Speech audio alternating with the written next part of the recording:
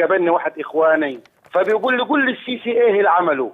قلت اللي عمله ما حدش عمله، قضى الارهاب وهو بيحاربه وضحى بولاده ما ساب شعبه، وحفر لنا قناه ووفى بوعده وتنازل عن راتبه لبلده، ومشاريعه اسكان يلا وشاركوا وانفقوا ابيار ليال بعده، وزرع الصحراء بفاسه ويده وطرقه كباري محلى رسمه، وليل ونهار نورنا ما قطعوا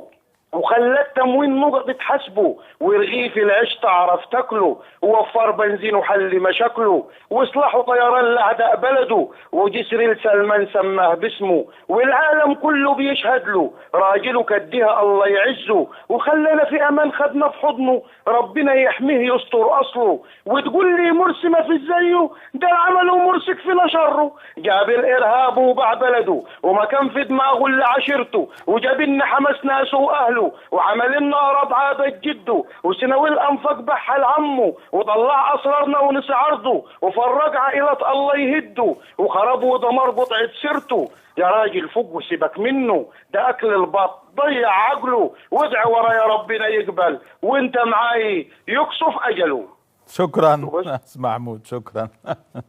طيب.